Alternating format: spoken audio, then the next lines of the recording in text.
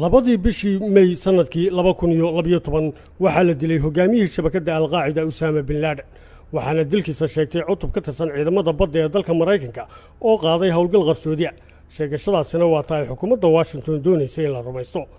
laakiin muddo 4 sanadood ka bacdi dilkiisii waxaa wararka caalamka qabsaday war cusub oo ku saabsan qaabkii loo dilay Usaama bin Laden warkaasoo su'aal geliyay sheegashadii ahayd in madaxweyne Obama uu ka guuleystay waxa ay reer galbeedku ugu yeedhaan argagixisada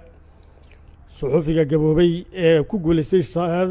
abaalmarinta saxaafadeed ee caalamiga ee professornimada saxaafadda Seymour Hersh waxa uu soo saaray warbixin qoraal oo ka kooban 10,000 oo kelmadood oo uu cinwaan uga dhigay dilkii Usaama bin Laden warbixinta waxa uu Mr. Seymour ku sheegay in haba yaraatee aan Usaama bin Laden lagu dilin howlgal qarsoodi ah oo ay qaadeen ciidamada Mareykanku haddaba haddii aan ciidanka Mareykanku sidaas ku dilin dhab ahaantii yaa dilay Usaama bin Laden oo Mareykanku ay ku eedeynayeen qaraxyadii 11 Sebtembar ee ay ku dhinteen kumanaanka ruux xogaha ugu dhaweed dilkiisa laga hayaa waxay tilmaamayeen in ninkii koowaad ee ay doonayeen Mareykanku uu ku noolaa xaafad iska degan oo aan dad badan ku nooleyn oo ku taala magaalada Hyderabad ee dalka Pakistan halkaas oo ilaalo iyo korjoogeen lagaga hayay muddo 6 sanadood ilaa la gaaray labadii bishii May oo ay halka xilli habeenimo soo fadhiisteen diyaarado helikobtar ah oo ay saarnaayeen 26 askari oo Mareykan ah inta kadibna iyagoo aan howlgalkooda u bandhigin dawladda Pakistan ay saraasayn socotay muddo 20 daqiiqadood ku dileen Usaama bin Laden kadibna ay degdeg uga baxeen halkaas oo qaadeen meydkii Usaama bin Laden kuna tuureen biyaha badda Carbeed maadaama ay ka cabsi qabeen inay ogaadaan ciidamada cirka ee Pakistan halkaana ay Mareykanku ku sheegeen inay soo gabagabeeyeen raacdadii ay ugu jireen dilkiisa laakiin suxufiga waayaraga Mr. Seymour Hersh waxa uu arrinta u fasiray si sida ka duwan waxaana uu leeyahay howlgalkaasi sidiisa ma ahayn mid qarsoodi ah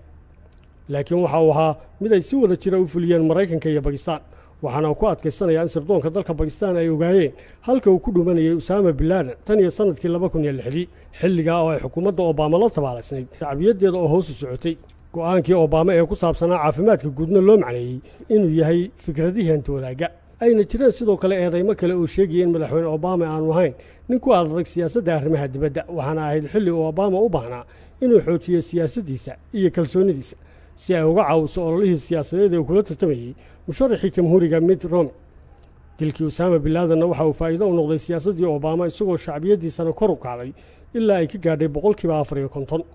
suxufiga warbixinta diyaariyay waxa uu leeyahay Mareykanku waxay sanadkii 2010 ka war heleen in sirdoonka dalka Pakistan ay xireen Usaama bin Laden isla markaana Mareykanka oo aan wax xog ah oo la taaban karo oo ku saabsan Usaama bin Laden ka helin baaritaanadii ay ku sameeyeen raggii Al-Qaacidada ah ee qabqabtay ayaa ugu dambeyntii waxay gacan ka heleen sarkaal hore looga saaray sirdoonka Pakistan kaasoo u sheegay Mareykanka halka lagu hayo Usaama bin Laden kadib markii uu qaatay abaalmarin lacageed oo gaaraysa $25 milyan xilligan waxaa dhacday ayuu leeyahay suxufigu in Mareykanku kaga xanaaqeen saaxiibadooda Pakistan inay ka qariyeen macluumaad aad u muhiim ah iyagoo ugu hanjabay Pakistan inay cunaqabatayn ku soo rogi doonaan taasina waxay keentay in Pakistan ogolaato inay si wada jira u soo afjaraan mowduuca Usaama bin Laden waxaana la qaybsaday hawsha iyadoo Pakistan ay yeelatay calaamadinta iyo xadidaadda booska Usaama bin Laden joogo Mareykankuna ay fulin doonaan dilkiisa sidoo kalena heshiiskii labada dhinac waxa ku jiray in Mareykanku ay sugaan muddo 7 ah ka hor inta aan lagu dhawaaqin dilka Usaama bin Laden kadib markii xilliga la gaarana ay Mareykanku sheegaan in Usaama bin Laden lagu dilay weerar ay qaaday diyaaradan duuliye wadin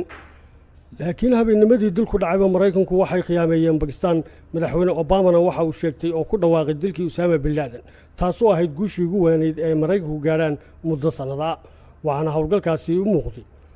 howlgalkaasi noqday mid ay faa'iido siyaasadeed uga soo hoyato madaxweyne Obama oo shacbigiisu 18 bilood ka bacdi mar labaad u doortay madaxweynaha dalka Mareykanka